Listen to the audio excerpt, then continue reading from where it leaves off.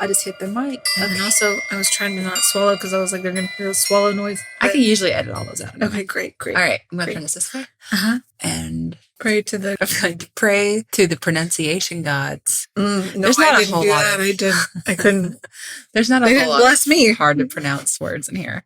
And I did look up the one place. So yeah, that should be good. Okay. Hey, Kara. Hey, Megan. How are you? I'm good. How are you? Good. This is the Witches, Magic, Murder, and Mystery podcast. This is Kara. And this is Megan. We should probably make an altar and Google what are the gods over words. And just gods of words. Give them cookies every day. What do they like? Dictionaries? Pages out of a thesaurus? Just lay them at their feet. Like every day, bring them all of our mispronounced words. We should just I'm going to go to Half Price Books and we're going to buy a really old thesaurus and put a page on it every day. I'm down. Mm-hmm. Let's do it. Let's make candles out of it. That seems it's perfect. Great.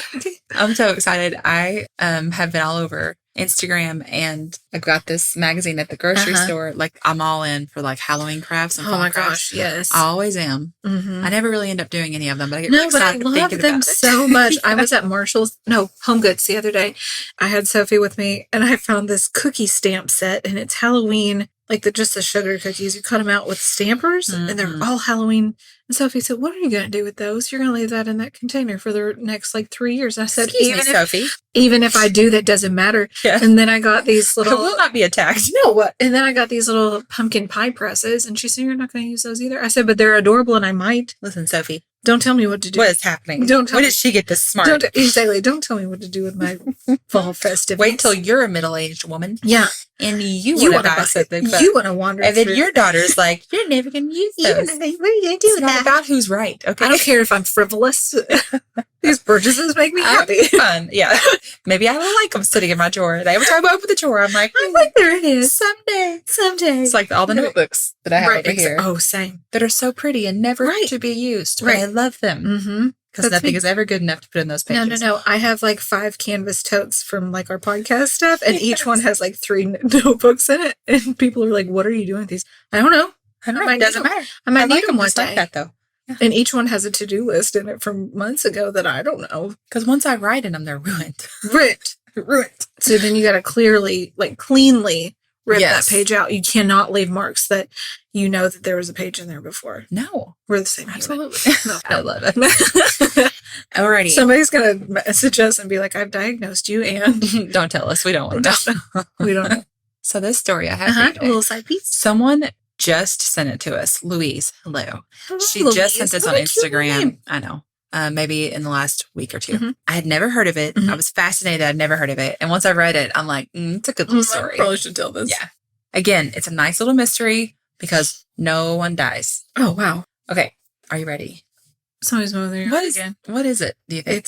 Are they like, are Megan and Kara recording the podcast? I see that car out there. It's time. Let's definitely get out the leaf blower and the lawnmower. And my helicopter. And the generator. And my helicopter. And the president. And let's just stand outside and scream as loud as we can. I think he's at the Queen's funeral.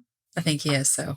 We can't blame him. Did you watch it? I didn't realize that they, showed them, being pulled into the bottom of the... No, I didn't watch it. No. The casket just kind of disappeared into the building, and I was like, who else is buried here? Lots of kings and queens. Oh, really? Mm-hmm. I really love... Mm-hmm. royal gossip. Yeah. Oh, gosh, yeah. There's a website called Celebittchy, CELE. Yeah. BITCHY. Yeah. It's generally celebrity gossip, but ever since things started getting real juicy, which would basically be when William and Kate, Catherine, whatever, when they were close to getting engaged is when it really started leaning in hard on the royal stuff. Oh, yeah. So it still has celebrity gossip in general, but basically any royal gossip I want to know, it's there. I have no idea what it would be like to live in a country that has a royal family. No, that'd be wild. Okay, ready? Mm-hmm. Let's go. Actually takes place in England. So, does it really? Yeah. Oh, okay. See how that segues? Maybe I'm a prophet. 100%. 100%. Okay, Agatha Miller Aggie was born on September 15th, 1890 in the seaside town of Torquay, Devon. It's Devon. One or the other. Mm-hmm. Yeah. In England. Yep. She was the youngest of 3 children, and she was much younger than her 2 older siblings, kind of to the point that makes her seem like she was either surprised. Oh, like the one I'm carrying at the moment. I think even younger than she's Oh, gonna wow. be. Okay. Her dad was an American, and he homeschooled Agatha, which was pretty unusual back then. Her mom was really great at storytelling and things like that, but she didn't want Agatha to learn to read until she was 8. Huh. And I don't know why 8 was the magic number. Why is that happening then? I don't know. But it doesn't really matter because Agatha taught herself to read by the time Matilda. she was 5. Yeah. I also basically taught myself to read. I don't know if you know this. My first grade teacher was a friend of my mom's. Mm-hmm. And there was another parent of somebody else who, because I could read so well in first grade. Right. It was back in the 80s when it's just so bizarre to think about now. But back then, people were like, her parents worked with her too much. They shouldn't have done that. She needed time to play outside. They should have taught her to read. Yeah. And my teacher was like, listen, I know her mother. Mm-hmm. Her mom didn't teach her to read. Yeah. God taught her to read, is what she says. I don't know. I think I just memorized what words looked like. Right. That's how I'd learned to read. I just memorized what they looked like and then later figured out, That's why I'm so great at pronouncing things. That's why you're really good at knowing how things sound. Agatha was a really creative kid. Okay. Obviously, she enjoyed reading. Right. And she was really into like Louisa May Alcott, Little Women, and children's stories by Edith Nesbit, poetry, and American thrillers. And then when she was 11, her father died of a heart attack. I know, so it's kind of sudden. And she was really close to him because he stayed home with her. So this was hard on her, obviously. She and her mother went from living this nice upper middle class life to one of poverty. This might have had an impact on Agatha's feelings about security and money later in her life, which we'll get to in a few minutes. So all that creativity and drive and love of reading came together as Agatha grew older, and you now know her as Agatha Christie. She is, I didn't know this, the best-selling novelist of all time. Really? She is only outsold by the Bible. Jesus. And literally. And Shakespeare. And I'm like, well, of course. Shakespeare's got a few hundred years on her. Plus, he's like required by all the schools. And she's not. So I'm going to be more impressed with Agatha Christie. Yeah. She's best known for her 66 detective novels, 14 collections of short stories, and the longest running play in theater history, which I also didn't know. It's called The Mousetrap. It's a murder mystery that opened in London's West End in 1952, and it ran continuously until COVID hit in March 2020 when it was forced to stop, but then it reopened in May of 2021. It's a whodunit with a twist ending, and audience members are asked not to reveal the ending when they leave the theater, which I just love. Oh, how cool is that? Okay, but let's rewind a little bit to the time before Agatha becomes this super successful mystery writer. Okay. When she's 22-year-old Agatha Miller, and she attended a local dance. That's where she met Archie Christie, an aviator. And when World War I began in 1914, that's in the 1911s. In the 11s? Yeah. He was up to the 20s, He was sent to France. I like those times. And Agatha worked as a voluntary aid detachment nurse in Torquay's Red Cross Hospital. So she didn't go to Niagara, though. No. Okay. No. Good. They were married on Christmas Eve of that same year in 1914 when Archie came home on leave. And then he went back to the war. And so back to the war. Back to the war. After the war. They didn't get to spend a lot of time together, obviously, because he's at war. Yeah. But they both experienced war life because she was also working. Yeah. So during this time, a bunch of Belgian refugees moved to Torquay.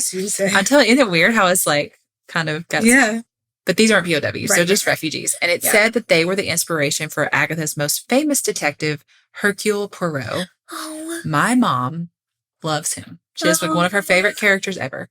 Her older sister, Agatha's older sister, was also a published writer. Okay. And she was like, I bet that you can't write a good detective story. And Agatha's like, challenge accepted. And that's how Agatha wrote her first novel called The Mysterious Affair at Styles.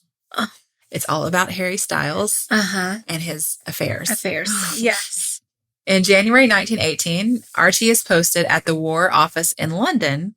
So the couple finally gets to move to London and live together. And Agatha felt like this is when her married life really got to begin because they got to actually be together all the time.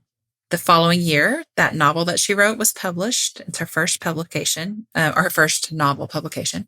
And then she and Archie welcomed their first and only child, a baby girl named Rosalind. So cute. At the end of her novel, did she say, "Oh, by the way, sis, kick rocks"? Yes. Okay, good. It took a few years before she really began to make money off of writing. By 1926, she gets an impressive advance, and Agatha, Archie, and Rosalind moved to a new home in Berkshire, and she named the home Styles after that book, which I just love. Now, even though she was making pretty good money, Agatha did not want to spend a lot of money. She wasn't comfortable just being free and loose with the finances. Okay. She insisted on living this careful, modest lifestyle. And this is where that whole thing that happened with her dad comes into play. I mean, she had her whole world turned upside down when she was 11. Yeah. And it left her with some issues related to her dad's death and the sudden dramatic impact it had on her family's finances as a kid. There were some people who say that Agatha's wish to keep a tight rein on her money is what led to her marital issues. Oh, no. So, of course, Agatha is to blame for the fact that Archie begins having an affair with his 25-year-old secretary. It's all her fault, you see. It's really Archie is promiscuous. but a victim of Agatha's childhood trauma. Right. So the 25-year-old secretary, her name is, of course, Nancy. Nancy Neal, actually. I should note, one article called her his secretary. Another article called her his golfing buddy and friend of the family. Maybe she's all of those things. Not sure. What we do know is that she is his girlfriend. Okay. Agatha is 36 years old at this time, which I would like to point out is still very young. Right. And very hot. Right. And very sexy. See? And it's fine. Just as good as any 25-year-old. Second article. I swear. Every time you say second, it makes me laugh. It's also like Agatha's way closer to that wonderful magical age of 40 when you get to level up in all supreme female goddess level. Exactly. So she's lucky. Right. 1926 was a tough year for Agatha. Her mother died of bronchitis in April of that year, and they had been really close ever since her dad died. Yeah, of course. And a few months later, she learned of Archie's affair, and Archie asked for a divorce. Oh, he did? He didn't try to kill her? No, I mean, so that seems... Right, wow. I mean, helpful, right? Yeah. I guess we can give him credit for that. Yeah, there's that. On December 3rd, 1926, Agatha and Archie had a fight at their home. Archie left. He would be gone the whole weekend, spending it with friends, including Nancy. Oh, Nancy. After he leaves, Agatha packs a small suitcase for herself, and she also left. And she left Rosalind, who's about 7 at this point, with the maid, and she let the maid know, she's like, I won't be home tonight. The following morning, Agatha's car is found in some bushes along the side of the road several miles away in Guildford, Surrey. The car had been in an accident. According to the front page article in the Times, I'm assuming the London Times, the car was found with its 2 front tires overhanging a chalk pit. Oh. And it had apparently, the car had kind of run away. And the only thing that had kept the car from plunging into the pit was the row of bushes. Okay. The headlights were on. A suitcase and coat were in the back seat. And Agatha was nowhere to be seen. She's her own mystery. This was front page news immediately. Of course, yeah. A reward was offered for tips about Agatha's whereabouts, and all available police were mobilized. Everyone was looking for her. Oh my gosh. She wasn't super famous Agatha Christie yet, but she was a well-known mystery writer at the time. 3 days later, Archie's brother gets a letter, which I think is odd that he receives. His brother would get it, yeah. Okay. From Agatha, saying that she hadn't been feeling well and that she was going to a spa in Yorkshire for rest and treatment. Police were skeptical, and they left open the possibility that perhaps Agatha had taken her own life. They dredged a local lake called the Silent Pool. That's terrifying. That's what I put. That's the creepiest name for a lake I've ever heard. Don't go in that one. Local lore also said the lake was bottomless. Okay, no, thank you. Definitely not going in that how ever. How do you dredge it then? And that's a very good point. How'd she get in there? They must have found out it wasn't. Agatha was not in there. Oh, she's not. Okay. So a week goes by and there are 0 sightings of her. Absolutely no one has seen Agatha since the night she left her home. But this is when everyone learns that Agatha had written 3 letters before she left home that night. Okay. One was to her secretary, and this one was given to police It didn't have very much interesting information in it. It was basically just like normal stuff, Okay. kind of like a schedule of things. It was Right, almost here are like the things I need to get done. right. Yeah. I'm going to be gone. Here's some things to take care Yeah. of. Right. But in that letter, there's one thing she said, I must get away. I cannot stay here much longer. Mm-mm. But you can read that in a million different ways. Right. And it certainly doesn't sound. No, it just permanent. sounds like she was overwhelmed and Yeah, she just she's needed been through to a lot. get out for a hot minute. Yeah. The Clear her second head. was to her brother-in-law, Archie's brother. Okay. Now, I'm unclear if this is the same letter that I already referenced. Right. But I don't think it is because people make a point that this letter was destroyed and we're not sure what was in it. The third letter was to Archie, and he refused to tell anyone what the letter said. What? Only that it was personal. Oh. And it was also destroyed. They didn't call out Nancy or nothing. I'm sure. Or it nothing. didn't. Or nothing. Or nothing. So at this point, I don't think it was public knowledge that he had been having an affair. No one knew about it. He said, I gotta get rid of this. But letter. Agatha knew, obviously. Yeah. So police had 3 theories. 1, Agatha had been abducted and or murdered. 2, Agatha died by suicide. 3, Agatha had deliberately disappeared. Which there's not very many other possibilities. Right. Like, what else okay. is it going to be? The fourth one would be like that she's had hiding an in the accident attic? and or some sort of medical emergency, right? Right. That's the only. that would be I sat there forever. Like, well, what else is there? Right. I guess there's that. Shouldn't take another lover into the attic or anything. There were some more searches. Bloodhounds got involved. Spiritualists held a seance at the Ooh. chalk pit where her car had been found. Oh my gosh. They determined that she had met foul play. People started wondering, maybe she's in London. Maybe she's in disguise. Sir Arthur Conan Doyle, a fellow mystery writer, he asks a clairvoyant to help. And he gives the clairvoyant one of Agatha's gloves. He's like, here, use this. Go. Yeah. Go do your thing. Do you get a sense of anything? And then either 9 or 10, I'm not clear, days after she disappeared, the head waiter at the Hydropathic Hotel in Harrogate, Yorkshire. Perfect. Great. Calls police because he's like, you know what? There's this really outgoing, lively, charismatic South African guest here named Teresa Neal. And I think that's actually Agatha Christie. Oh. So Archie goes along with police to the hotel, and they take a seat in the corner of the hotel dining room. Okay. And he's sitting at this table, and he watches as Agatha walks in. And she doesn't know they're there. And she takes a seat at a different table. And she picks up a newspaper and reads a front page story about her own disappearance. Yeah.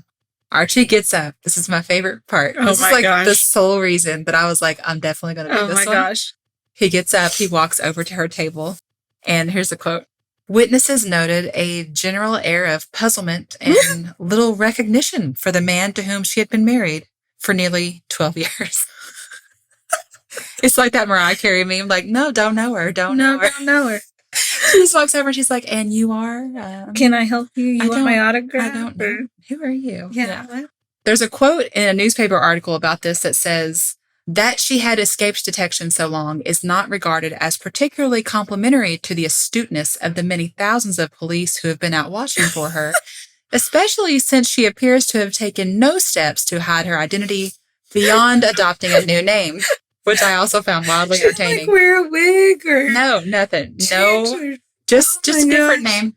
Okay. So the mystery here is no one knows exactly what happened here. Right. There's been speculation that she had a nervous breakdown due to losing her mother and finding out about her husband's affair.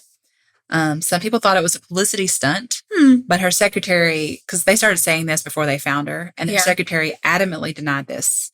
It's just like, she's too much of a lady to ever do such a thing. Archie said his wife had suffered a concussion in the car accident and had amnesia.